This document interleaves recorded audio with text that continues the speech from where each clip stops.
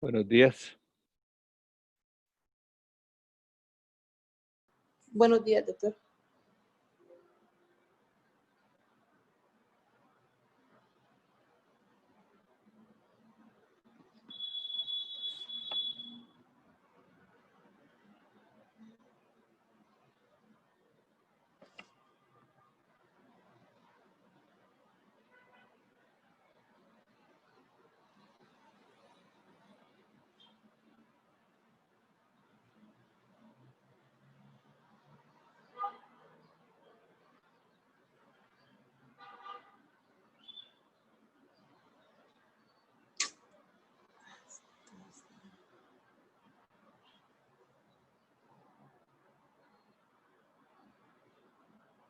Empezamos, Lucía, de una vez. Sí, señor. Ujú.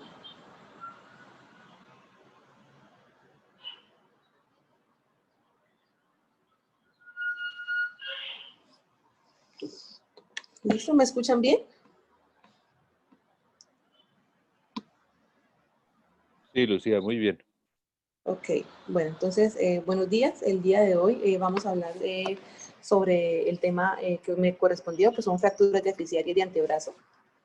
Bueno, entonces, contenido, primero pues la introducción, vamos a hablar un poco de anatomía, de las clasificaciones de las fracturas complejas, del tratamiento y de las complicaciones.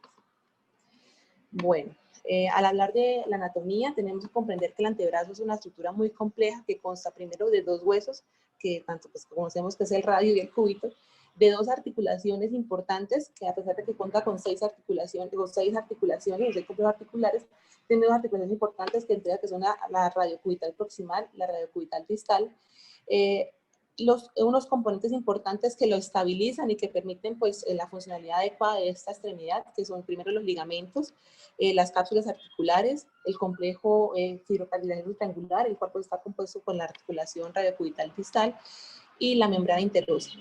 Cada una de esas estructuras le permite a este antebrazo un grado de estabilidad adecuado que le permite pues, realizar todas sus funciones y tanto de la movilidad como de soportar tanto fuerzas axiales como de compresión, y se clasifican en diferentes estructuras que son proximales, centrales y distales, que las cuales les voy a hablar de forma en la parte pues más adelante.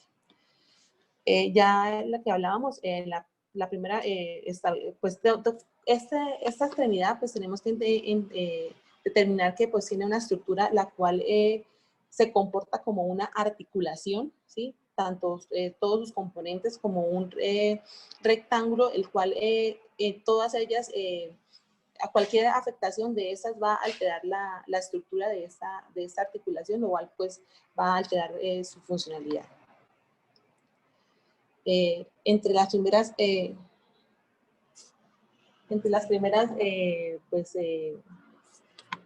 cosas que tenemos que hablar importante de esta fractura es la articulación radiocubital proximal, la cual va a estar conformada tanto por la cúpula radial como por la articulación o por el cuello del cúbito. Va a estar estabilizada por ligamentos importantes, entre ellos tenemos el ligamento lunar, el ligamento colateral radial, el ligamento cuadrado, el cual va a darle la estabilidad a esta articulación, la cual va a permitir el movimiento pues, más importante de este antebrazo, el cual va a ser la pronosupinación. Y va a ser pues, muy importante a la hora de determinar en el momento de que veamos alguna fractura, pues saber qué componentes se encuentran lesionados a nivel de esta articulación. Otra cosa importante de esta extremidad es la articulación radiocubital distal, la cual va a estar estabilizada de forma importante por este complejo de cartilofilamentario que es el triangular, el cual estabiliza y une esta articulación, la cual también va a permitir que tenga soporte tanto para fuerzas axiales como para fuerzas de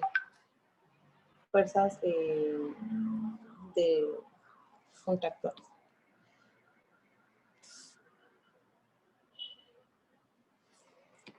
Listo. Otro componente importante que tenemos que evaluar a nivel de la anatomía del antebrazo es la membrana interósea. Es una membrana la cual ha sido estudiada en múltiples oportunidades. No se ha llegado a un consenso sobre sus diferentes estructuras, pero ya hay como una parte establecida sobre por lo cual está pues compuesta. Está dividida en 3 componentes, el proximal, el medio y el intermedio y el distal. Tiene como funciones importantes, entre esas, transmitir la carga entre la muñeca y el codo, transmitirle la carga o la fuerza entre el radio y el cúbito. Ella también permite o mantiene la estabilidad del antebrazo y ayuda a mantener la estabilidad de la articulación radiocubital distal.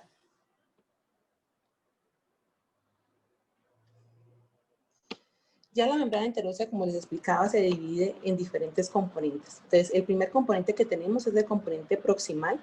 Ella va a estar dividida por 2 ligamentos. El primero, que es por 2 cordones, que es el cordón oblicuo proximal y el cordón oblicuo accesorio dorsal. El cordón oblicuo proximal, también conocido como el ligamento de Weitreich, se origina en la cara anterolateral de la coronoides y se encuentra en la superficie del tendón del bíceps y se inserta justo en la región distal de la tuberosidad radial. Además del cordón accesorio, que se origina en el cúbito distal, entre la unión del tercio proximal y el tercio distal, y se inserta en la cresta interósea del radio. Estos ligamentos son los que le permiten la estabilidad en la parte proximal de la membrana interósea. Ya en la parte intermedia, que es la parte más importante de esta membrana, va a estar compuesta por 2 bandas. Uno, que es la más importante, que es la banda central. Esa banda es un ligamento, el cual pues es un ligamento muy ancho y grueso que se encuentra en toda la porción media pues, del antebrazo. Tiene como origen la cresta interósea del radio y se inserta en la parte más distal del borde interóseo del cúbito. Es una banda en la cual va a estar orientada y formada con unos ligamentos con unas características tendinosas, la cual va a tener una angulación de 21 grados con respecto al eje longitudinal del antebrazo. Histológicamente, esta banda central tiene una característica muy importante debido a que a pesar de que es un ligamento, esta tiene características de un tendón, dado su tamaño, su fuerza y las características de las fibras de colágeno, las cuales son muy ordenadas como para determinar, pues, como para o asimilarlo con otro ligamento normal del cuerpo. Y es el que pues, más fuerza le da a esta membrana. Además, en esta banda intermedia también se encuentra una banda accesoria. Esa banda accesoria se encuentra de parte distal, al lado del mismo nivel de la banda central, y también pues refuerza el componente de estabilidad de la membrana interósea en el parte medial. Y en la porción distal, se encuentra la membrana subyacente al músculo pronador cuadrado, que está formado por tejido membranoso y por una estructura más gruesa y ligamentaria que se llama el lazo oblicuo distal. Y también va a estar compuesta también por una membrana oblicua, la cual va a estar unida también al ligamento, al complejo triangular.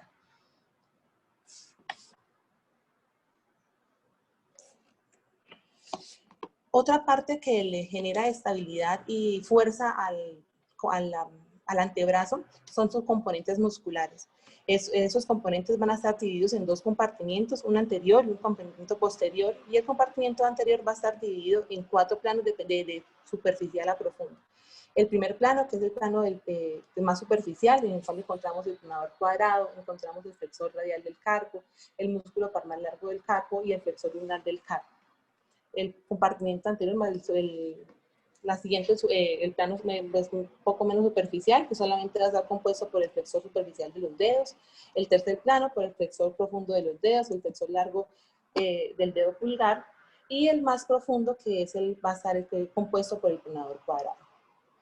Y ya el compartimiento posterior va a estar dividido por el lateral y medial, y en el parte lateral basamos con el músculo braquiorradial, el músculo extensor radial largo del carpo, el extensor radial corto del carpo y por el músculo supinador, y en la parte posterior superficial por el músculo anconio, por el extensor lunar del carpo, el extensor del dedo meñique y el extensor de los dedos.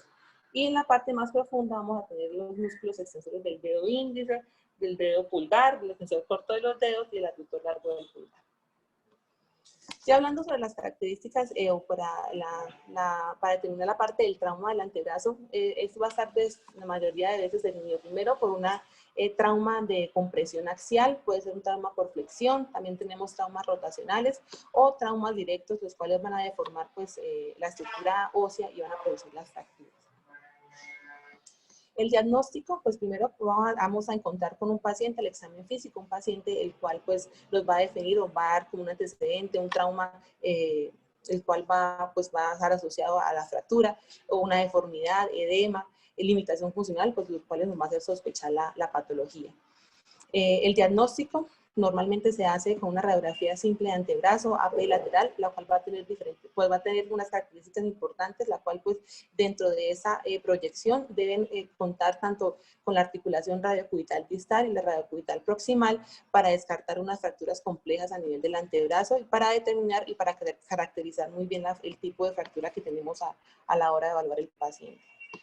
Y los objetivos terapéuticos que tenemos que pues, manejar, sabiendo de que este componente, esta extremidad se comporta como una articulación, tenemos que los principios importantes de la AO, que es restaurar la anatomía, restaurar la longitud, la estabilidad articular, recuperar la funcionalidad y lo importante, la reparación de los tejidos blandos y la recuperación de la movilidad. A la hora de la clasificación AO, tenemos que pues, es una clasificación sencilla, la cual va a determinar dependiendo de que si es una clasificación de una fractura simple, una fractura en cuña, una fractura interfragmentaria, y la cual va a ser pues, las A, que es una fractura, unas fracturas simples, la cual pues A1 que va a ser del cúbito, A1 del radio, o la cual va a ser radiocubital, y como exactamente igual, dependiendo de que si es un trazo en cuña o es un trazo multifragmentario.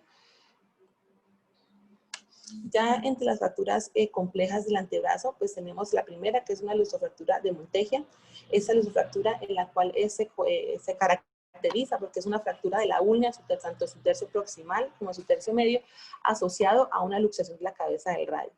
Esta fractura o luxofractura va a estar clasificada en diferentes tipos dependiendo de la posición en la cual se haya luxado la cabeza del radio, el tipo 1, que es la más común, que es la fuerza con una pronación forzada, que es más común incidencia, igual de incidencia tanto en niños como en adultos. La tipo 2, que es una fuerza más directa en supinación, se va hacia posterior en la cabeza del radio.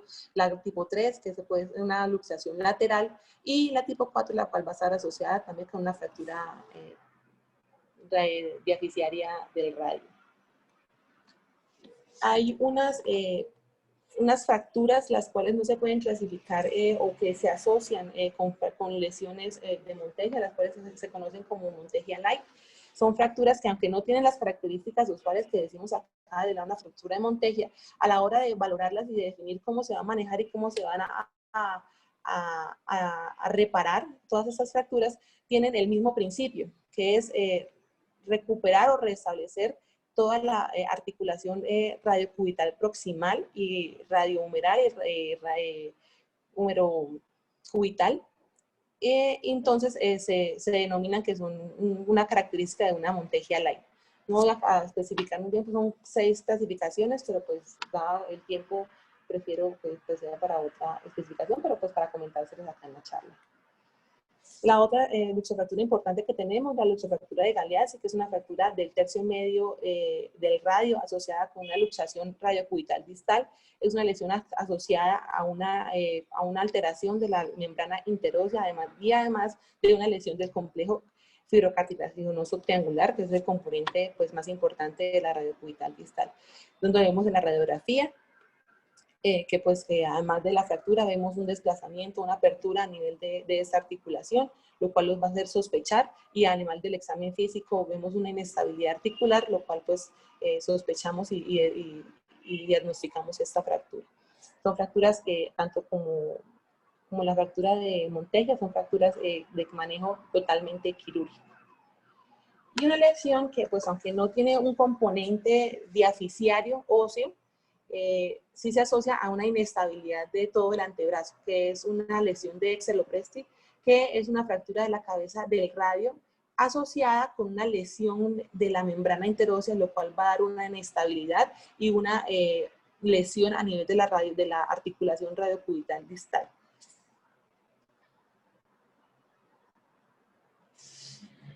Bueno, ya hablando sobre las fuerzas deformantes importantes a nivel del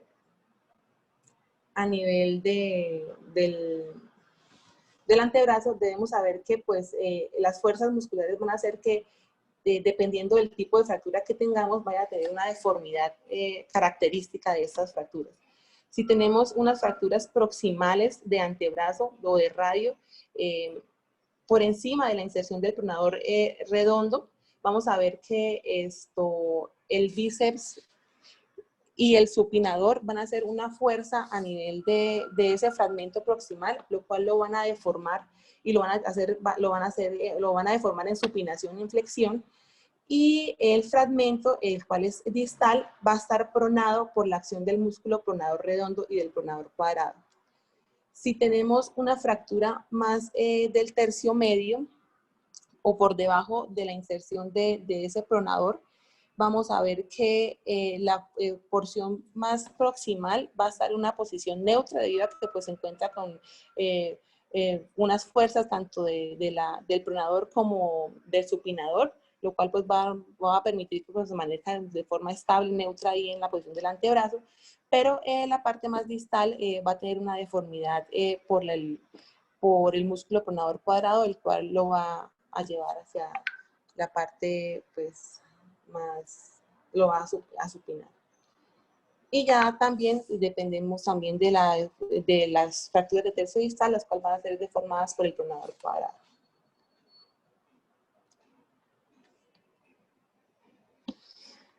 A las horas de hablar de las indicaciones del tratamiento quirúrgico de esas fracturas, vamos a depender primero del tipo de fractura al cual vayamos a tener, si son fracturas transversas, oblicuas, si son fracturas desplazadas o no. Normalmente hay una parte que después se maneja, hay un tratamiento no quirúrgico de esas fracturas, entre esas primero que si solamente la fractura se comporta en el eje del cúbito o del radio, que vayas a tener un desplazamiento de menos del 50% o una angulación de menos de 10 grados. Pero en la mayoría de los artículos sugieren que eso solamente es válido para las fracturas del eje del cúbito. Ellos, debido a que lo que habíamos hablado ahorita de las fuerzas deformantes del radio, ellos refieren o recomiendan que el radio, a pesar de la fractura que tenga o que no esté desplazada, requiere un manejo quirúrgico. Pero pues en algunos artículos, como también en la AO, pues recomiendan, si no están desplazadas, hacer manejos no quirúrgicos con inmovilización con yeso. Y las indicaciones del tratamiento quirúrgico, que son fracturas desplazadas diafisiares radiocubitales en adultos, el desplazamiento mayor a 10 grados, la angulación mayor a 10 grados y la rotación y los desplazamientos, lo cual va a hacer que sean quirúrgicas, dado pues que sabemos que esta extremidad se comporta como una articulación y requiere una reducción anatómica. También son quirúrgicas las fracturas de tipo de Montella, de Galeazzi y de Exel-Lopresti, las fracturas abiertas y los politraumatismos como lesiones de miembro flotante superior, bilaterales y extremidades, las cuales pues sabemos que esas indicaciones no son absolutas, son relativas dependiendo pues de la valoración del paciente.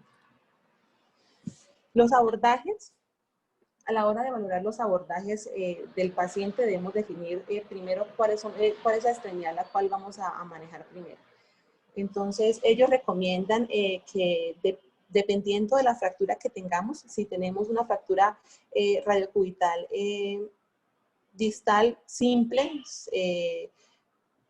se puede realizar primero el abordaje que el cirujano se sienta cómodo.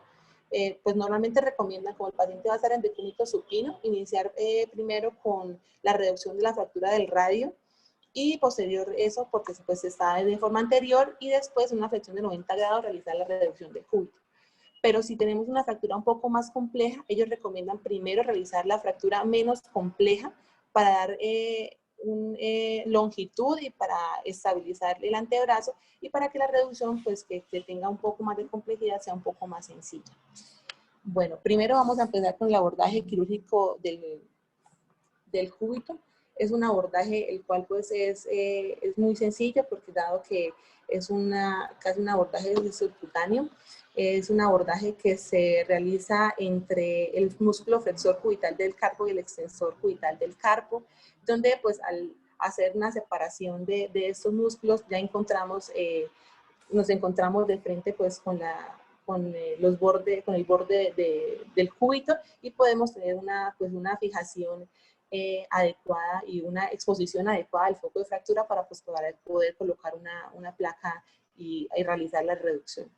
El diámetro o la longitud de esa incisión va a ser dependiendo de la necesidad del cirujano a la hora pues, de manejar la fractura, y se debe tener mucho cuidado al manejar las partes más distales debido a que a la parte más distal pasa la rama dorsal del nervio cubital y que se extiende al dorso de la mano, pues lo cual se puede lesionar durante este abordaje. Hay otro abordaje que manejamos que es para las fracturas de antebrazo. El abordaje, el primero que manejamos es el abordaje de Henry, es el abordaje que más se recomiendan o que se realiza a la hora de manejar las fracturas de radio. Es un abordaje que se realiza entre el músculo braquirradial y la arteria radial. Es un abordaje en el cual se puede, pues vemos por la longitud, se puede realizar para fracturas tanto de tercio proximal, medio y distal, pero pues es más usado solamente para fracturas del tercio medio y del tercio distal, dado su facilidad y dado que en la parte proximal pues hay varias estructuras vasculares las cuales se pueden lesionar. Esta incisión requiere pues una disección adecuada a la hora de separar la mayoría de los músculos, entre esos el flexor radial del carpo y el braquiorradial, que era donde hacemos la incisión. Y a la hora de llegar al plano más profundo, tenemos que hacer una desinserción del músculo pronador cuadrado para poder llegar a la parte más, al borde óseo del radio y así manejar la fractura. Tiene que hacer no un corte, sino una desinserción para pues después del procedimiento quirúrgico poderlo unir. Hay otro abordaje conocido que es el abordaje posterolateral o el abordaje de Thompson. También puede realizarse en toda la estructura o se puede manejar en todas las fracturas del tercio, tanto proximal, medio y distal del antebrazo, pero pues estas fracturas son más usadas para el manejo de las fracturas del tercio proximal. Este enfoque o este manejo se da entre el flexor corto del pulgar y el extensor del digitorum. También podemos realizar el manejo y la disección adecuada del foco de fractura para poder realizar la reducción de esta fractura del radio proximal, que es donde más se usa.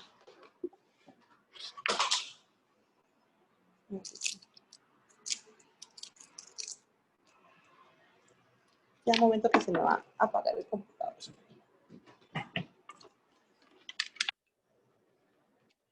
Listo, qué pena.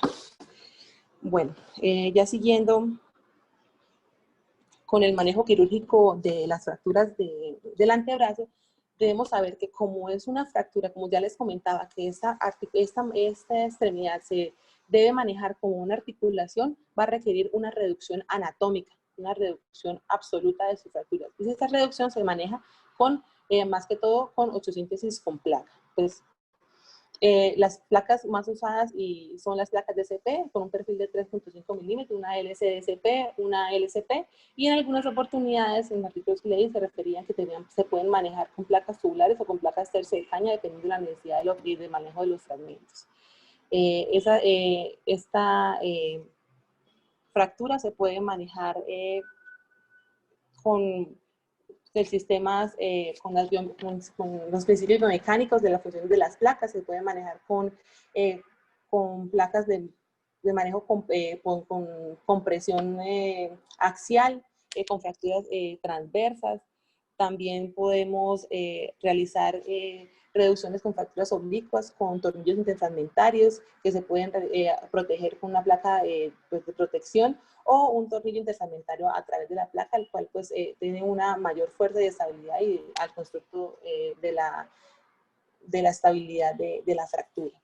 Dependiendo también si tenemos fracturas conminutas o fracturas complejas a nivel articular, la cual no permita que se pueda hacer una reducción anatómica, se pueden usar placas tipo puente, las cuales pues nos van a no dar una estabilidad absoluta, pero sí nos van a ayudar a esa estabilización de la fractura para una consolidación secundaria. Ya en la fijación, cuando tenemos fracturas tanto radiocubitales, a la hora de definir, de decidir cómo vamos a colocar la dirección de estas placas, tenemos que saber que debemos colocar la configuración, o la configuración de esas dos placas debe ser una configuración ortogonal, 90-90 grados, en la cual va a permitir que primero vaya una oclusión o que se pueda cubrir de forma adecuada las fracturas, la placa de los dos bordes y que no haya una prominencia de esta, y además de eso pues aumenta la rigidez del constructo a la hora de la rigidez y estabilidad de la fractura a la hora de reducirlas. Otros instrumentos los cuales pues han hablado y han manejado en literatura, pues todos sabemos que los clavos endomedulares se manejan más que todo en las fracturas diafisiares de los niños con los clavos tensos, los clavos elásticos de titanio. Han intentado en varios artículos de hacer manejos de estas fracturas con esos clavos endomedulares, pues con la opción o con la determinación de disminuir el riesgo biológico, dado que no hay una exposición del foco de fractura, y disminuir las complicaciones como el riesgo de infecciones, la pseudoartrosis, dado que son incisiones más pequeñas y se supone que pues aumentan la estabilidad. Pero esta reducción no cumple con los criterios que ya sabemos de una articulación o lo que necesita el antebrazo, debido a que requiere una reducción anatómica. Y dado las fuerzas deformantes que tienen el antebrazo, va a hacer que la reducción pues sea muy difícil y que requieran inmovilizaciones prolongadas, lo cual pues retrasa el tiempo el tiempo de rehabilitación del paciente, aumenta las complicaciones y pues no cumple los criterios biológicos que requiere la estabilidad de esta extremidad.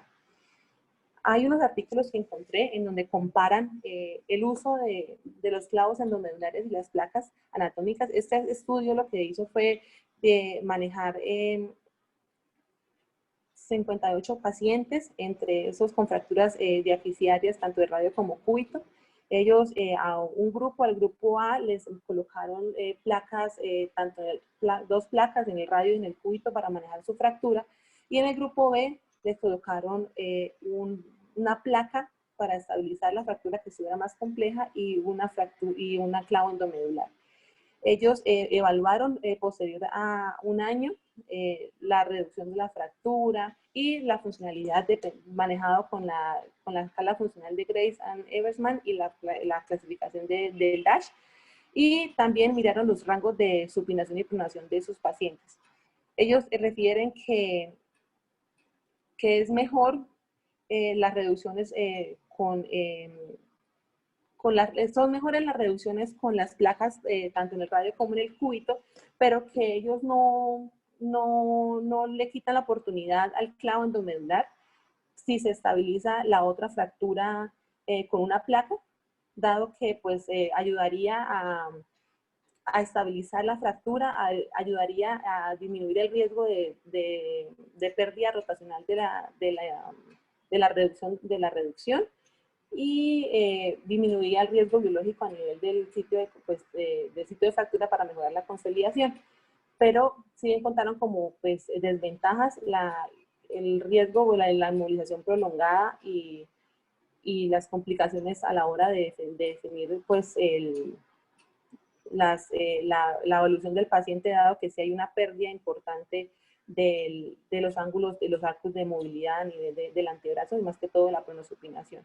Todos sabemos que entre 10 grados de pérdida o de 10 grados de de rotación o de angulación, se pierden aproximadamente 18 grados de pronosupinación, por lo cual pues afecta mucho la movilidad articular. Hay otra revisión en la cual leí que comparaban los clavos y las placas a la hora de manejar las fracturas diaficiarias de antebrazo, donde pues hablaban exactamente lo mismo. Hablaban que a pesar de que se habían manejado las fracturas, los pacientes con esos clavos endomedulares, pues el riesgo de las pérdidas, el riesgo de pérdida, la reducción de la fractura y las complicaciones a la hora de requerir un nuevo procedimiento quirúrgico pues eran altas. Y que pues no recomendaban el uso de solamente los clavos endomedulares, y pues no, y uno pues empieza a revisar la literatura y pues por ahora no lo recomiendan a la hora de manejar estas clases de fracturas. Entre las complicaciones que tenemos de esos pacientes, como todas las fracturas, la pérdida o la lesión de los tejidos blandos a la hora de realizar las incisiones grandes que tenemos que hacer para exponer el foco de fractura, las infecciones, la sinostosis, la neunión y la refractura, más que todo asociada a la hora que se retire la placa, debido a que pues la cantidad de tornillos, dependiendo de la cantidad que se coloque de tornillos de lado a lado, tanto de la parte proximal como distal, va a aumentar el riesgo de que haya complicaciones, por lo cual pues hay que estar pendientes sobre estas complicaciones a la hora de retirar el material. Listo. ¿Hay alguna duda sobre esta charla?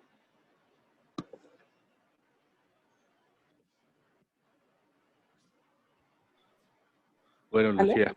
Sí, hola, Lucía. Bueno, Lucía, uno en el antebrazo ve como tradicionalmente que siempre se hace prácticamente lo mismo, ¿no? En el manejo de las fracturas del antebrazo. Siempre las placas han, digámoslo así, sido el estándar de oro, y pues prácticamente siempre las placas de SP. Es en los segmentos en los que uno, por decirlo así, no tiene cómo justificar que se necesiten placas diferentes. Y nunca se ha probablemente hecho estudios en los que se indique que unas placas diferentes a las DCP sean mejores. ¿Qué encontró de nuevo en la evidencia científica sobre el manejo de las fracturas del antebrazo, diferente a los clavos? ¿Alguna otra cosa especial, algún otro manejo, alguna cosa diferente encontró? Pues no, pero encontré solamente un artículo que hablaba sobre las complicaciones de las placas DSP, las LSP, sobre las placas bloqueadas a la hora de retirar, y el complejo, pues la parte de las fracturas a la hora de ser manejadas, pero más por fracturas por fragilidad, pero otra clase de manejos no, señor.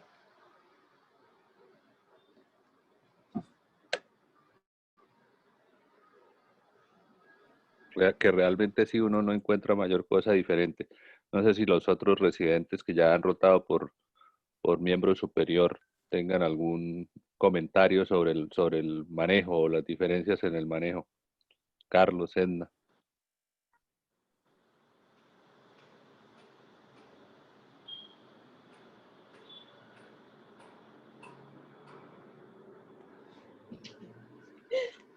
No están Buenos días, conectados. no, señor, no, pues la verdad no encontré así como algo como relevante que haga como pensar en realizar otro tipo de manejos. Pues, siempre lo más importante es encontrar en estas fracturas, o siempre identificar las fracturas de Monteggia y de Galeazzi, que muchas veces se pueden pasar por alto en cierto número de pacientes. Pero pues diferente a las placas, no hay como nada que haya mostrado tener unos mejores resultados. ¿qué, qué hay de las técnicas de mínima invasión en el antebrazo? ¿Algo se ha empezado a expandir las indicaciones o algo o está muy limitado? Pues las técnicas de mínima invasión se están utilizando para las fracturas eh, complejas. Me refiero pues a las fracturas conminutas o pues que tengan cierto tipo de extensión o de lesión de los tejidos blandos. Sin embargo, pues esto, la evidencia con esto, con los resultados de esas fracturas, pues es limitada. Sin embargo, pues se está empezando a expandir esta técnica, profe. Ujú. Pero todavía pues hay que tomarlo con bastante precaución para otro tipo de fracturas. Ok. Lucía, eh, ¿cuáles son las posiciones ideales de las placas, tanto en el cúbito como en el radio? ¿Cómo se deben colocar? Bueno, doctor, la parte de las placas, yo encontré que la parte anterior o era pues de las placas del radio la posición más usada y pues en el manejo ortogonal de la posición a la hora de colocar cuando había que colocar dos placas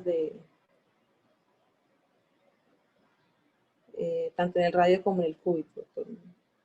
¿A qué se refiere con ortogonal? Pues yo intenté como buscar muy claro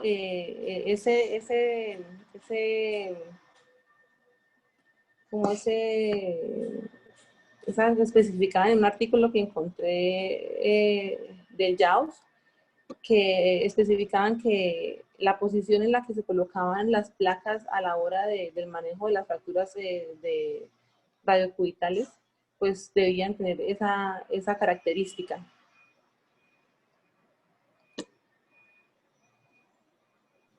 Carlos, usted que es el que está respondiendo, ¿qué es ortogonal?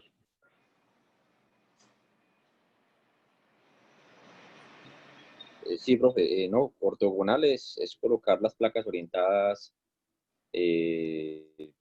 por caras diferentes o colocarlas, por ejemplo, una anterior y una en la cara anterior de un hueso y otra en la cara lateral del otro hueso. Ujú. ¿Y cuál es la posición pues más adecuada en el antebrazo? En el antebrazo, bueno, en el antebrazo, pues lo más adecuado pues O ustedes es en lo llegan y ya posible. vamos a poner las placas y ahí donde cayó la placa y se la pusieron. ¿Cómo es? No, no, señor. ¿Cómo es En el entonces? antebrazo, Explíqueme. en el antebrazo en el radio, pues lo ideal es tratar de colocar las placas en la cara volar en el radio. Sí. Eh, Ujú. Sin embargo, pues en el tercio medio, pero en el tercio proximal, se puede pensar pues en colocar estas placas por la parte dorsal Ujú. y en la ulna, en la parte distal, pues se ha dicho siempre tratar, o bueno, se ha dicho pues en muchos de los casos tratar de colocarlas en la parte anterior y pues en el tercio medio y proximal se pueden colocar en la parte, en la cara dorsal o la parte lateral. ¿Y la membrana interósea tiene algún papel importante en cómo uno debe colocar las placas o no? Sí, claro, claro, porque ¿Cómo la es? configuración en la que uno coloque la placa pues puede interferir con los movimientos de la membrana interósea. Entonces, pues es importante tratar de colocarlas de forma ortogonal para que las placas no vayan a chocar juntas contra la membrana interósea y pues limitar los movimientos y la rehabilitación. Ujú. No solo a chocar las placas entre sí, La sino la rigidez. placa entrando sobre la membrana interósea. Exactamente, sí, señor. Ya hay que Ujú. alejar las placas de la membrana interósea, ¿sí? Ponerlas por la cara que uno la debe colocar, pero lo más alejado posible de la membrana interósea. ¿Qué saben o qué leyeron de abordar los dos huesos a través de una sola incisión? Que uno ve eso ocasionalmente.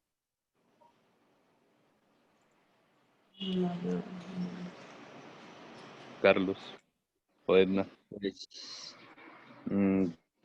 profe, yo solo he leído en el tercio, cuando hay fracturas juntas del tercio distal del radio y de la ulna, si hay un abordaje anterior que se puede extender pues a ambos huesos. No sé, a mí me parece como muy traumático ese abordaje. La verdad, pues no tengo experiencia con eso, pero pues la verdad, por lo menos pues en la descripción del mismo me pareció como muy traumático ese abordaje. Solo he Sí, leído eso. realmente el abordaje la osteosíntesis por abordaje único nunca ha tenido una cabida así importante, porque puede generar muchos inconvenientes. Hay muchas estructuras en el antebrazo. El antebrazo es un segmento complejo, y además la posibilidad de sinostosis distales y proximales es muy importante cuando se hacen abordajes únicos para los dos huesos del antebrazo, ¿no?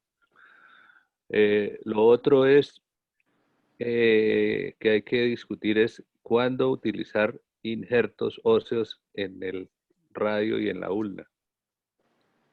¿Qué leyeron de eso? ¿Qué saben de eso?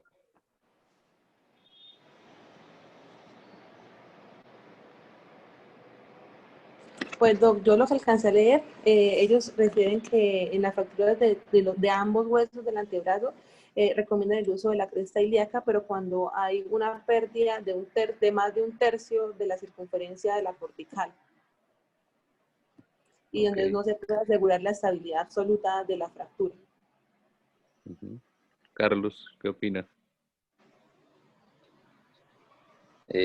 Profe, pues de entrada en las fracturas, pues se prefiere no utilizarlo pues de forma sistemática, incluso pues en defectos grandes. Se prefiere como estabilizar la fractura, darle una adecuada alineación, y pues aproximadamente se preferiría aproximadamente a las 4 o 6 semanas que no haya tanto riesgo de infección, pues realizar los injertos óseos. Generalmente esas fracturas que tienen defectos óseos o que tienen gran conminución, pues pueden tener lesiones importantes de los tejidos blandos o ser fracturas abiertas, pues que pueden aumentar bastante el riesgo de fractura. Entonces, lo que he encontrado es que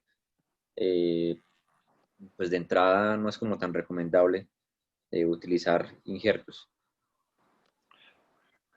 Sí, eso es lo que uno ve, ¿no? O sea, uno muchas veces ve una fractura de antebrazo, la opera y queda un defecto y dice, uy, esto hay que injertarlo pronto. Y de pronto lo programa para injertarlo y cuando ya se programa porque se demora por diferentes razones, va uno a mirar y ya está consolidado. Entonces, realmente es muy escaso lo que uno, el uso de los injertos óseos en el antebrazo, ¿no?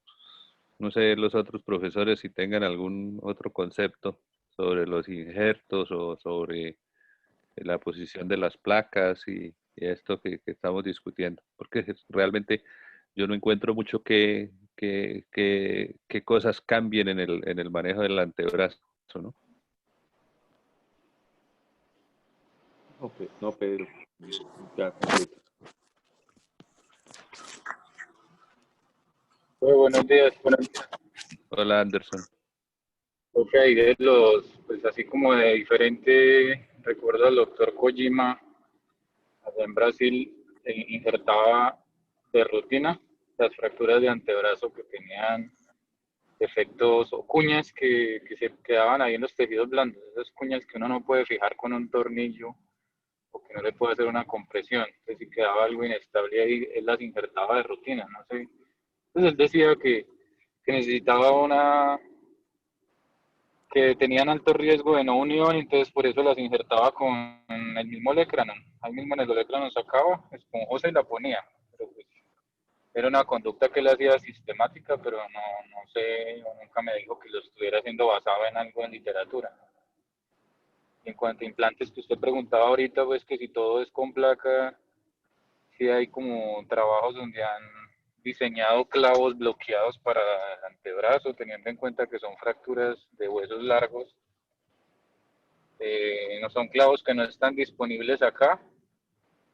Tienen un tornillo de bloqueo en olecrano, uno en distal, cuando es en el cúbito. Y pues cuando los comparan, los resultados funcionales y las tasas de consolidación son muy buenos. Sin embargo, se complican cuando tienen fracturas con minutas, porque a veces toca igual abrir para pasar la guía del clavo. No lo único así. Yo tampoco he encontrado mucho sobre, digamos, la posición. O sea, a uno tradicionalmente le han recomendado no poner las placas en la misma cara, pero a veces la forma del cúbito o del radio no nos permite ponerlas de otra forma, o la prominencia de la placa no nos permite ponerlas de otra forma, e igual uno ve que consolida, no pasa nada. Entonces, nunca he encontrado algo así como contundente sobre eso. Sí, exacto. Yo creo que lo importante es que se coloquen lejos de la membrana interósea. Eso sí es lo que yo he tenido siempre como una premisa.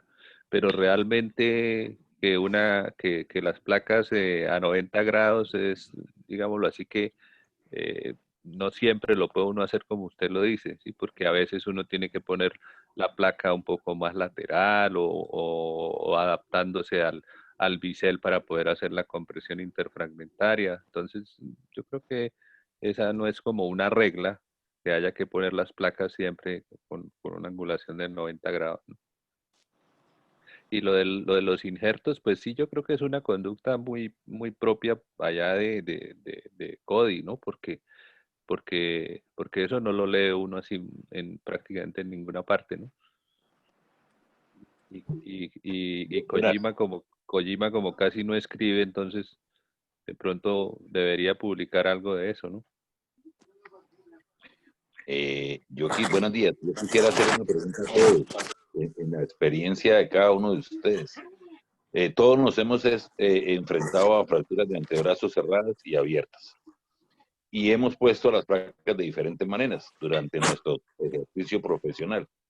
Y en algunas ocasiones uno usa los separadores, los Homan, todo lo que ustedes quieran. ¿Cuántas sinostosis radiocubital han visto ustedes después de una fractura? Okay. Un adulto.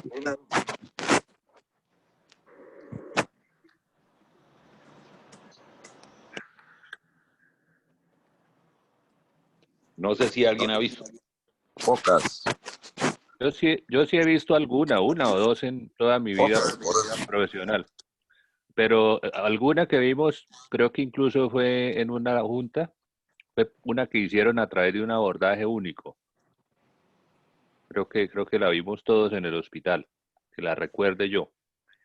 Y otra tal vez, pero no lo tengo muy presente porque sí, no, eso no es común, ¿no? Gracias. Es que, digamos que de todas formas, toda una fractura de antebrazo, pues de por sí hay lesión de la sindesmosis, ¿no? Entonces, todo depende también de la manipulación y como se dice, y entre más cerca se manipule, digamos, cerca a la sinostosis, mayor riesgo se tiene, pero eso tiene que ver mucho también con la probabilidad, digamos, porque eso, digamos, casi que puede ser una osificación heterotópica o correlacionarse como con una osificación heterotópica. Entonces son pacientes que uno no sabe cuáles van a ser los susceptibles, ¿no? Yo lo único que tengo que decir es, ¿cuánto lleva la O? Como 60 años. Creo que el segmento 60 años. donde empezó la O fue en el segmento de antebrazo, que fue donde más se hicieron todo lo de la utilización de las placas y todos los conceptos de compresión, ¿cierto? Y 60 años después seguimos con lo mismo, ¿cierto? Pues quiere decir que pues ha sido muy exitoso y pues no ha habido necesidad de cambiar como los otros segmentos óseos del cuerpo, ¿cierto? Digamos que que pues el antebrazo tiene ventajas en el sentido de que son huesos que eventualmente digamos, no tienen una injerencia muy grande en la biomecánica ni del codo ni de la muñeca, ¿cierto? Excepto con una sola función, que es la pronosupinación. O sea, realmente todas estas fracturas se operan es básicamente para evitar que la pronosupinación se altere, ¿cierto? Que pues es una función muy vital del manejo de la mano, básicamente, ¿cierto? Y por lo tanto, creo que es la finalidad, porque ya deformidades angulares no van a producir mayores problemas sobre las articulaciones adyacentes como la muñeca o el codo, ¿cierto? Creería yo que sí, pues es el segmento que más, digamos que no ha cambiado en cuanto a la forma de fijarla, ¿cierto? Y pues todo lo que hay reportado es exitoso, pero pues obviamente que es una cirugía que a veces se considera tan fácil, de pronto los R2, desde el R2 o el R4 ya la considera que es fácil, pero que hay que tener muchas precauciones sobre todo lo que he dicho sobre la colocación de las placas, ¿cierto? Y obviamente tener muy claros los conceptos de la estabilización que usted quiere lograr, si no, pues va a tener problemas, ¿no? En cuanto a lo de los injertos, ese que dicen ahí, digamos, sí, creo que una época que uno intentaba también sacar injertos del olecrano para efectos de la metáfisis del radio o de la diáfisis, digamos, pero la verdad eso ahí lo que se tiene es muy poquito, eso no es tampoco una cosa de que es casi que con una cureta sacar 2 o 3 y ya con eso uno va y coloca y piensa que con eso le ayudó, ¿no? Realmente no considero que sea como propicio, digamos, como conducta general, digamos, de volverla como conducta general, ¿no? Algo importante a lo que hay que hacer referencia en el antebrazo es el retiro del material, ¿no? Así es, sí. Si en todo el cuerpo se propende por tratar de no retirar los materiales, más aún en el antebrazo, ¿no? Hay reportes de hasta un 30% de lesiones neurovasculares cuando se intentan retirar los implantes del antebrazo.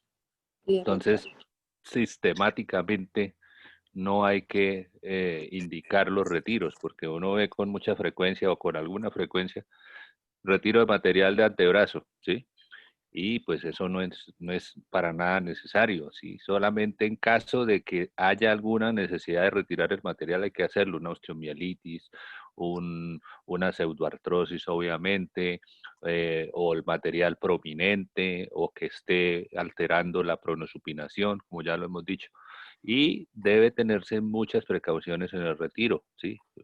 Algunos protocolos lo que recomiendan es incluso retirarlas en 2 tiempos, retirar una, de pronto la que esté molestando, ¿sí? Y esperar hasta incluso 6 meses, evaluar si se justifica retirar la otra para hacerlo. Si no genera molestias, pues se podría dejar la otra que no estaba molestando. En los niños, obviamente que sí hay que evaluarlo con más detenimiento, pero también en algunas series se indica que incluso ni siquiera retirar los implantes del antebrazo tampoco. No sé si tenga ese concepto igual en los niños, doctor Guzmán, o sea diferente.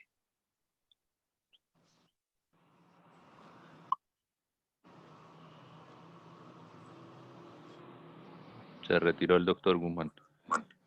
Bueno, no sé si haya más comentarios o alguna otra preguntas o algo de los residentes.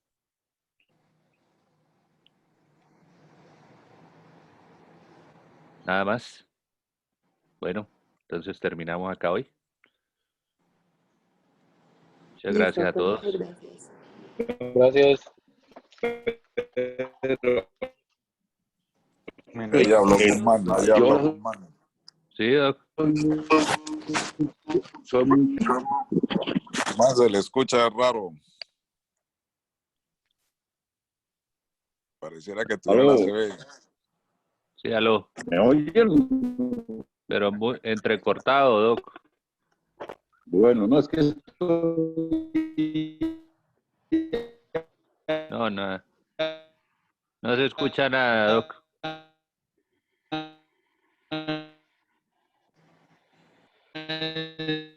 No se escucha nada.